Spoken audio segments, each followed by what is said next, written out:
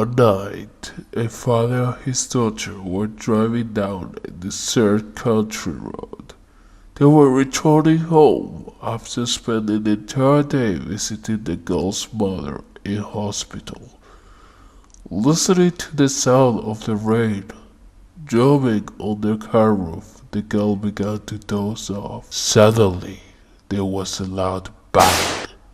The father struggled with the steering wheel, but the car skidded off the wet road and slammed into a stone wall. After checking that his daughter was injured, the man got out of the car to survey the damage. Both of the front tires had large punctures, and the right fender was crumpled against the wall. The rest of the car had survived unscattered. "We must have driven over something on the road," he explained to his daughter. "Whatever it was, it blew out both of the tires. You can fix it, right?" asked his daughter, somewhat shaken by the accident. "No," replied her father, shaking his head. "I've only got one spare in the boot. I'll have to walk back into town and find somebody to tow the car," he said. "It wasn't that far from here. You wait in the car while I'm gone," "Okay, she said reluctantly. but please don't take too long." The man could see in his daughter's eyes that she was frightened. "Sit tight," replied her father as he slammed the car door. "I'll be back as soon as possible." His daughter watched him in the rear-view mirror as he trudged off down the road into the pouring rain and disappeared into the night. More than an hour passed and her father still had not returned. The girl began to wonder what was taking him so long. She was very worried because he should have been back by now. Just then she glanced in the rear-view mirror and saw a figure in the distance, walking towards the car.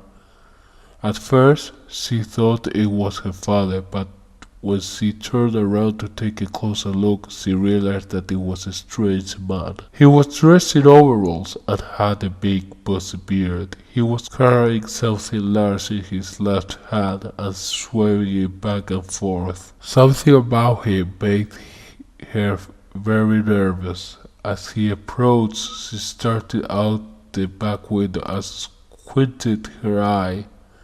In the dim light, she could just make out what he was clutching in his right hand. It was a big, sharp butcher's knife. Thinking quickly, the terrified girl locked both doors in the front of the car, then jumped into the back seat and locked the rear door. When she looked up again, she saw that the strange man had stopped in his tracks and seemed to be staring directly at her. Suddenly the man raised his arm and the girl let out a blood-curdling scream. In his left hand he was clutching her father's severed head. She just kept screaming and screaming. She couldn't stop herself. Her heart was pounding as she struggled to breathe. The grotesque expression on her father's face was horrifying to behold. His mouth was hanging open and his eyes were rolled back in his head.